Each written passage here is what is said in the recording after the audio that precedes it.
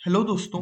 Author Robert T Kiyosaki के दो fathers थे, एक रिच डैड और एक पुअर डैड। रिच डैड वो अपने दोस्त माइक के फादर को कहता था और पुअर डैड वो अपने खुद के फादर को।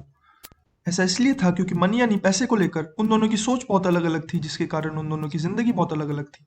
फॉर एग्जाम्पल, उसके पुअर डैड बहुत ही हाईली एजुकेटेड थे, पढ़ाई लिखाई में बहुत होशियार थे। उनके पास पीएचडी डिग्री भी थी, जो उन्होंने 4 साल की जगह 2 साल में ही अलग अलग बड़ी बड़ी यूनिवर्सिटीज से पूरा कर लिया था। लेकिन इन सब के बावजूद वो अपनी पूरी जिंदगी फाइनेंशियली स्ट्रगल करते रहे। और इतना ही नहीं, जब वो मरे तो उन्होंने अपनी फैमिली के लिए अनपेड क्रेडिट बिल्स भी छोड़ दिए उन्हें भरने के लिए।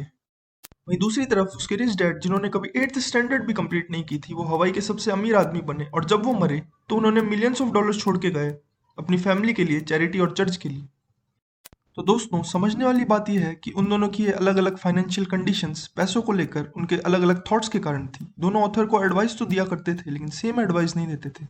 फॉर एग्जाम्पल, उसके पुअर डैड कहा करते थे कि पैसों का प्यार ही सारी बुराई की जड़ है, जबकि उसके रिच डैड कहा करते थे कि पैसों की कमी ही सारी बुराई की जड़ है। उसके पुअर डैड कहा करते थे कि पैसे कोई मायने नहीं रखते, जबकि उसके रिच डैड कहा करते थे कि पैसा ही पावर है। जब भी वो अपने पुअर डैड से कुछ मांगता तो सिंपली कह देते कि मैं इसे अफोर्ड नहीं कर सकता, लेकिन जब भी वो अपने रिच डैड से कुछ मांगता तो इसी चीज को क्वेश्चन में बदल देते और कहते, सोचो मैं इसे कैसे अफोर्ड कर सकता हूँ। क्योंकि उनका मानना था कि सिंपली कह देना कि मैं अफोर्ड नहीं कर सकता, इससे आपका दिमाग लेजी हो जाता है और इवेंचुअली बंद हो जाता है। लेकिन अगर आप इसी चीज को क्वेश्चन में बदल देते हो कि मैं कैसे अफोर्ड कर सकता हूँ, तो आपका दिमाग इस क्वेश्चन का आंसर ढूंढने के लिए रास्ते तलाशने लगता है। उसके पुअर डैड हमेशा दिमाग बंद कर लेते जब भी पैसों की बात होती या पैसों से रिलेटेड कोई काम होता, जबकि उसके रिच डैड पैसों के मामले में बहुत दिमाग लगाते थे और ज्यादातर पैसों से जुड़े काम खुद ही करते थे। उसके पुअर डैड कहते थे कि अमीर लोगों को ज्यादा टैक्सेस देने चाहिए ताकि गरीबों का भला हो सके, जबकि उसके रिच डैड कहते थे कि अमीर लोगों के लिए टैक्सेस सजा की तरह है, क्योंकि ये अमीर लोगों का मेहनत से कमाया हुआ पैसा ले लेते हैं। टैक्सेस उन लोगों को सजा देते हैं जो कुछ प्रोड्यूस करते हैं, और उन लोगों को इनाम जो कुछ भी प्रोड्यूस नहीं करते। उसके पुअर डैड कहते थे कि मेहनत से पढ़ो ताकि तुम्हें एक अच्छी कंपनी में नौकरी मिल सके। वहीं उसके रिच डैड कहते थे कि मेहनत से पढ़ो ताकि तुम एक अच्छी कंपनी खरीद सको। उसके पुअर डैड कहते थे कि जब भी पैसे की बात हो हमेशा सेफ खेलो, कभी रिस्क मत लो, जबकि उसके रिच डैड कहते थे कि रिस्क तो हमेशा रहते ही हैं, इसलिए रिस्क को मैनेज करना सीखो। उसके पुअर डैड अपने घर को ही सबसे बड़ी इन्वेस्टमेंट और एसेट कहते थे, जबकि उसके रिच डैड कहते थे कि हमारा घर हमारी सबसे बड़ी लाइबिलिटी है, एसेट नहीं। दोस्तों, अगर आप एसेट और लाइबिलिटी के बीच का डिफरेंस जानना चाहते हो तो आप हमारे चैनल को सब्सक्राइब कर सकते हो और इसी बुक के लेसन नंबर 2 की वीडियो समरी सुन सकते हो। उसके पुअर डैड हमेशा salary, retirement plans, medical benefits, vacations और बोनसेस को अच्छा मानते थे। वो कहते थे कि जॉब प्रोटेक्शन और जॉब बेनिफिट जो गवर्नमेंट हमें देती है वो बहुत ज़रूरी है किसी भी नौकरी में। वो खुद भी एक गवर्नमेंट टीचर ही थे। जबकि उसके rich dad complete financial independence पर ज़्यादा फोकस करते थे।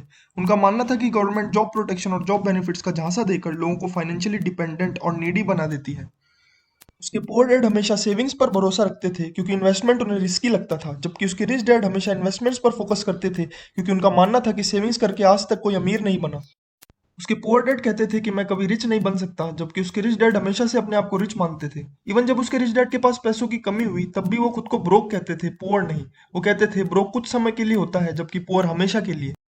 दोनों डैड्स एजुकेशन पे स्ट्रांगली बिलीव करते थे, लेकिन एजुकेशन किस तरह की लेनी है इस बारे में दोनों डैड्स के थॉट्स बहुत अलग थे। फॉर एग्जांपल, उसके पुअर डैड एकेडमिक एजुकेशन पे ज़्यादा फोकस करते थे और चाहते थे कि ऑथर मेहनत से पढ़ाई करके एक अच्छी डिग्री लेके एक अच्छी जॉब करें, जबकि उसके रिच डैड फाइनेंशियल एजुकेशन को सबसे इंपॉर्टेंट मानते थे। वो कहते थे कि पैसों के लिए काम मत करो, सीखो कि पैसा तुम्हारे लिए कैसे काम करे। ऑथर कहते हैं कि अमीर अमीर होता जाता है, गरीब गरीब, और मिडिल क्लास कर्ज में ही रहता है, क्योंकि पैसों के बारे में हमें घर पे सिखाया जाता है, स्कूल में नहीं। क्योंकि घर पे पेरेंट्स जो खुद गरीब या मिडिल क्लास हैं, वो अपने बच्चों को पैसों के बारे में कैसे सिखाएंगे। इसलिए वो सिंपली कह देते हैं कि स्कूल में रहो और मेहनत से पढ़ो। स्कूल्स हमारे एकेडमिक और प्रोफेशनल स्किल्स पे तो फोकस करता है, पर फाइनेंशियल स्किल्स पे नहीं। यही वजह है कि बड़ी बड़ी डिग्रीज लेके भी इंजीनियर्स, डॉक्टर्स, अकाउंटेंट्स और लॉयर्स सारी जिंदगी स्ट्रगल करते रहते हैं, क्योंकि स्कूल्स उन्हें कोई फाइनेंशियल प्रोग्रामिंग और माइंडसेट नहीं सिखाता। ऑथर कहते हैं कि दो डैड्स होने के कारण उसे दो डिफरेंट पॉइंट ऑफ व्यूज यानी दो अलग अलग सोचने के तरीके मिले, जिससे उसे समझ में आया कि पैसों के मामले में किस डैड की सुननी है। फाइनली 9 साल की एज में रॉबर्ट ने डिसाइड किया कि वो अपने रिच डैड की सुनेगा, जिसके कारण वो बड़े होकर बहुत सक्सेसफुल और बहुत रिच बना। रॉबर्ट का एक्सपीरियंस है कि इंसान अमीर और गरीब सिर्फ अपने थॉट्स और एक्शंस की वजह से होता है। जैसे उसके रिच डैड अपने थॉट्स और एक्शंस के कारण बहुत सक्सेसफुल बने, वहीं उसके पुअर डैड अपनी मेंटेलिटी और माइंडसेट के कारण मरते वक्त तक गरीब रह गए। दोस्तों, ये सारी बातें मैंने आपको रिच डैड पुअर डैड के इंट्रोडक्शन से बताई हैं। वैसे रॉबर्ट को उसके रिच डैड ने 6 वैल्यूएबल लेसन्स और दिए थे, जिनकी वीडियो समरीज आप देखना ना भूलें। अगर आपको ये वीडियो पसंद आया तो चैनल को सब्सक्राइब करें, ताकि ऐसी यूजफुल वीडियो समरीज आप तक पहुंच सके। और इस वीडियो को अपने फ्रेंड्स और फैमिली के साथ शेयर जरूर करें, ताकि वो भी रिच डैड के जैसा माइंडसेट बना सकें और अपनी जिंदगी बदल सकें। Thanks for watching.